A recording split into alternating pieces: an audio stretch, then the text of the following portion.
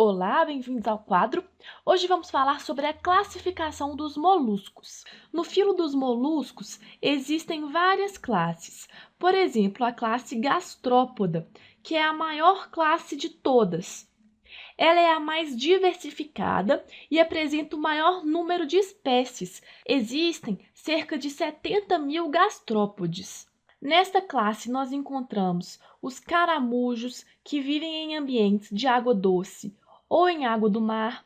Também temos os caracóis, que são animais que vivem em terra firme. E neste grupo também nós encontramos as lesmas. Normalmente, esses animais, que são animais terrestres, apresentam uma concha mais leve e é também uma concha mais fácil de ser carregada. Além disso, esses animais apresentam uma respiração pulmonar, que nós vamos ver na aula específica sobre sistema respiratório. E aqui, pessoal, é muito interessante que o pé dos gastrópodes é muito musculoso e desenvolvido. E existe uma glândula que secreta um muco. E esse muco é muito importante para o deslizamento do animal. E ele facilita a locomoção dos gastrópodes. E aí, pessoal, para vocês não se esquecerem dos animais que fazem parte desse grupo, é só olhar para o nome.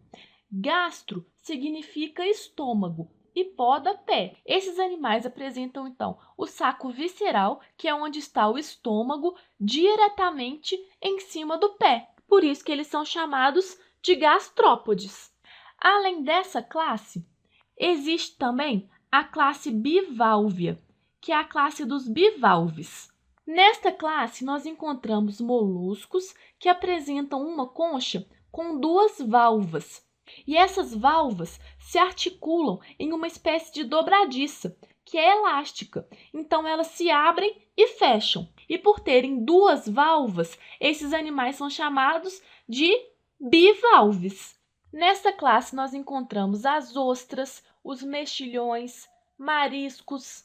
E reparem, pessoal, que esses animais, além de terem duas valvas, apresentam uma redução da cabeça. Eles também não apresentam a rádula, que é aquela língua raspadora dos moluscos, que nós vamos ver na aula de sistema digestório, e também são animais filtradores. Eles conseguem alimento pelas brânquias. Continuando a nossa classificação, nos moluscos nós encontramos também a classe cefalópoda, que é a classe mais desenvolvida.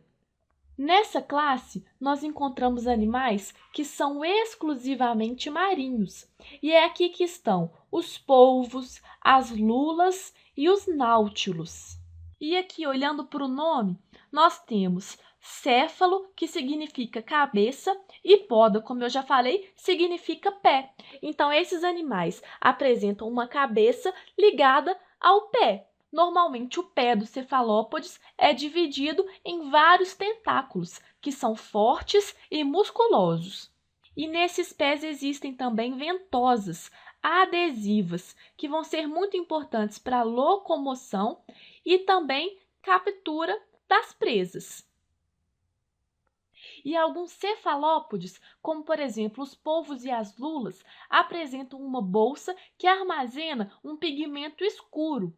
Durante uma situação de perigo, esse pigmento escuro é liberado, como se fosse uma tinta. E essa tinta se espalha na água, formando uma cortina negra, que vai ser importante para encobrir a visão do predador. Essas três classes são as mais importantes e são as que costumam aparecer nas provas. Mas existem outras duas classes que eu vou falar para vocês. A primeira delas é a classe monoplacófora. E como o próprio nome diz, esses animais apresentam uma concha com uma só placa. Como principal representante dos monoplacóforos, nós podemos citar a neopilina.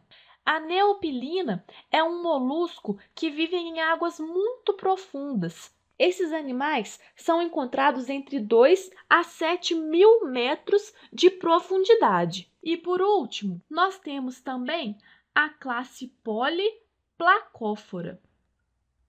Nessa classe, nós encontramos moluscos que apresentam uma concha que é dividida em várias placas.